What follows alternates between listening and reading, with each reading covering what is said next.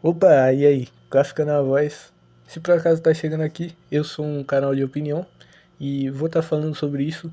E vou estar falando de uma obra hoje chamada Aku no Hana, e em nome em inglês é The Flowers of the Evil não, of Evil.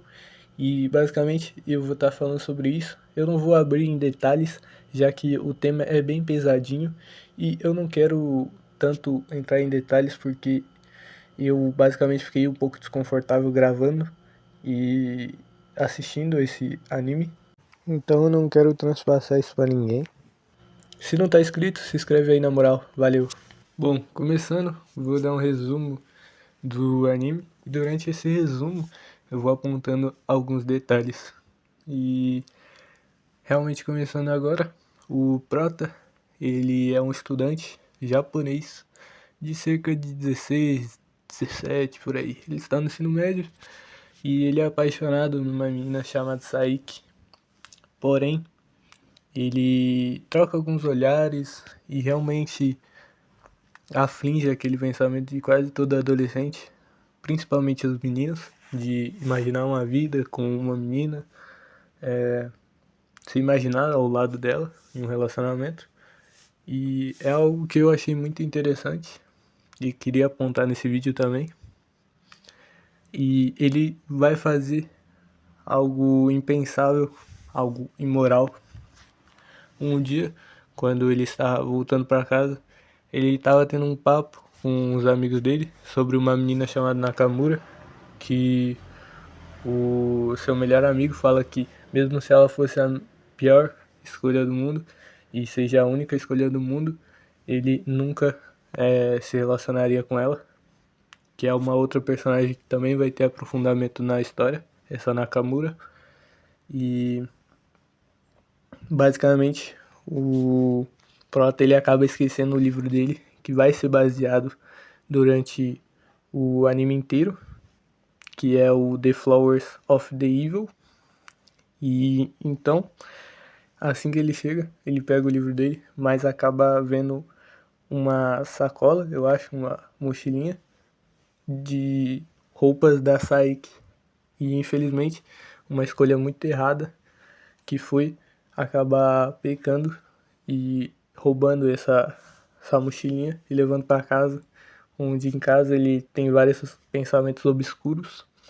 E é assim que a The Flowers of the Evil não, The Flowers of Evil acaba se iniciando, que é basicamente uma flor toda preta, onde em cada pensamento vai se criando olhos. No caso, ali naquele momento só cria um, exatamente porque era só um pecado que ele tinha cometido.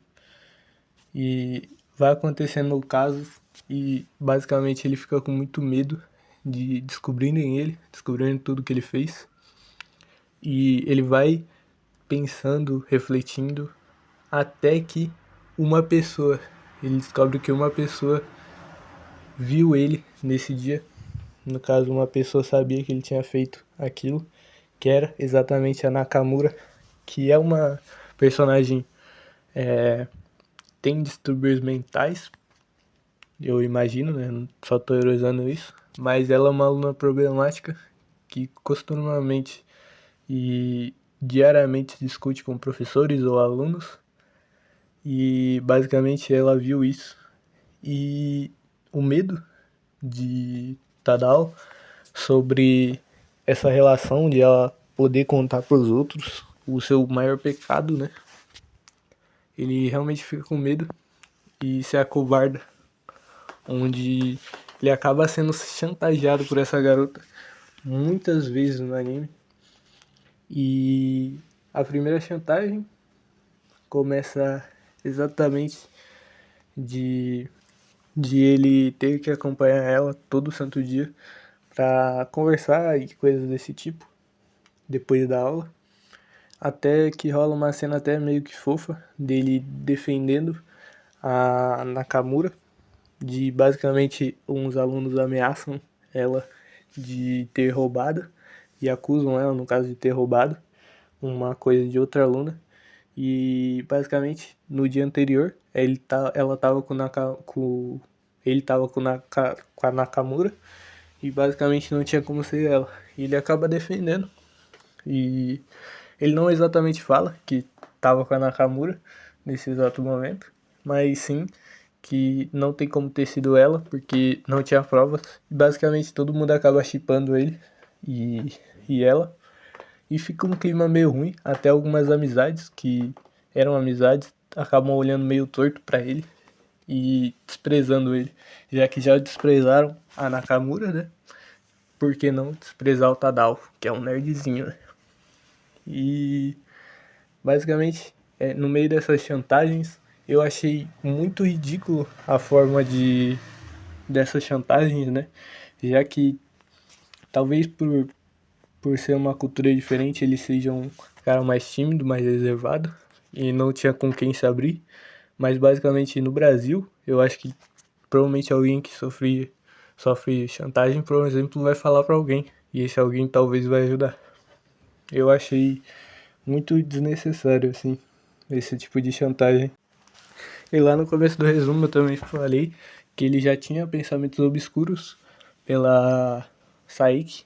E basicamente, algo que eu tenho a dizer, que os pensamentos, os pecados, não começam exatamente nos atos, mas sim no próprio pensamento, algo que devemos cuidar e não menosprezar esse pensamento, até porque isso é um perigo, tanto se você for uma pessoa religiosa ou não, já que pecados e atos ruins vão nos levar a caminhos ruins e se você se mergulhar nisso, é algo que talvez você não consiga voltar.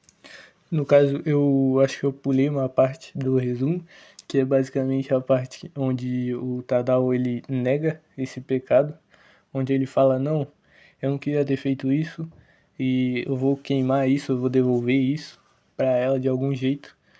E o que eu tenho a dizer é que acidentes são pecados, independente do quanto você pense que não é. Infelizmente é, e você tem que aceitar isso e achar um jeito de melhorar, de não cometer esse erro novamente e seguir em frente, porque mesmo com o pecado, você ainda tem o seu perdão. No caso, Tadal estava numa situação bem difícil, mas eu acho que um pouco de fé e um pouco de pensamento lógico, ele podia ter saído dessa situação. Infelizmente ele não saiu, ele foi manipulado várias vezes pela Nakamura. E mesmo com o pecado, eu acho que você tem que levar isso com a sua vida.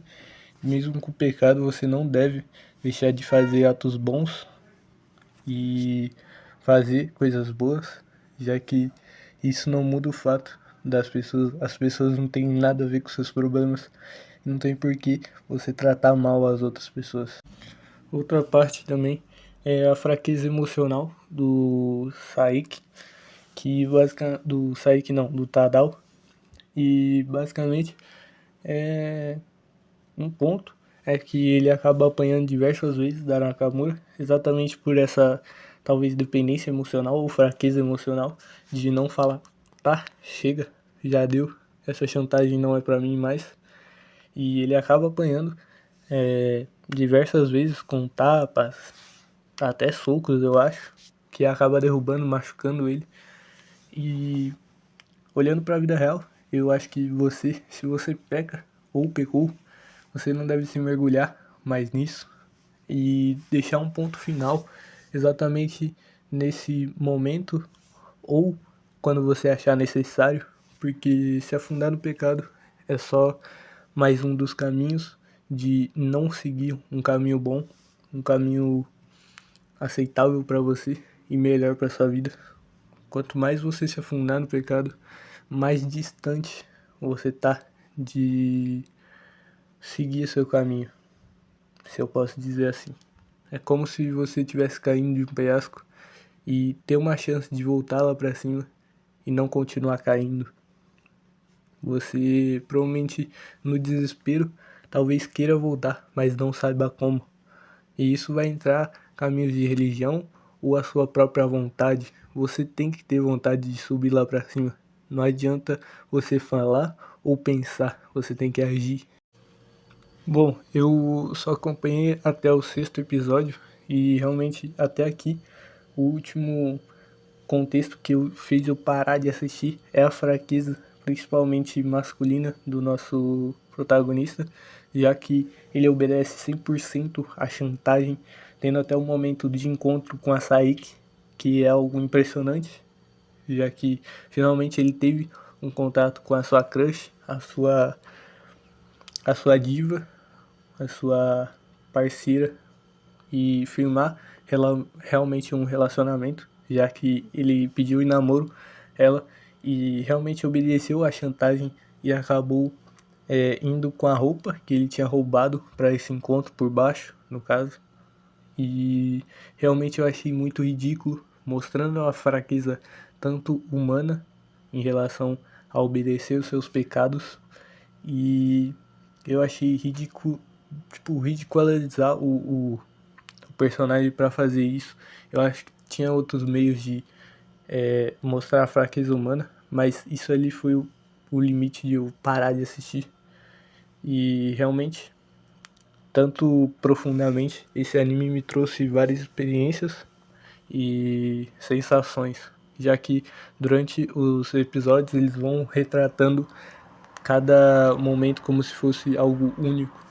E tanto que, pelo que eu estudei e ouvi, o anime basicamente foi filmado e depois desenhado à mão, e feito a animação depois de gravado na vida real. E eu pensando nisso, eu não consigo nem imaginar como foi isso, como foi para um ator ter que fazer isso. E deu aquele friozinho na barriga e fiquei meio desconfortável e tive que parar de assistir. E basicamente o último ponto para mim me despedir, o último ponto é que eu quero que você não se esconda desses pecados. Não quero também que revele esses pecados para qualquer um, mas não continue nesses pecados. Se você está vendo esse vídeo e chegou até aqui, cuidado para não se imaginar no paraíso, se imaginar cheio de coisas boas e não olhar para o defeito e realmente estar caindo para o inferno ou se aproximando dele. Bom, basicamente foi isso o vídeo. Valeu aqui, ficou até aqui. E se por acaso tá até aqui, por favor, se inscreve no canal. Eu falo um pouco de opinião e um pouco das obras que eu gosto e que eu tô acompanhando. Então, logo mais, eu vou estar falando de outras obras com contextos filosóficos também por trás, como essa aqui, que eu gostei muito. Eu fiquei um pouco desconfortável durante os episódios, mas gostei da sensação, não de ficar desconfortável, mas sim de ter conhecimento a mais. E foi isso o vídeo. Muito obrigado se você ficou até aqui e valeu!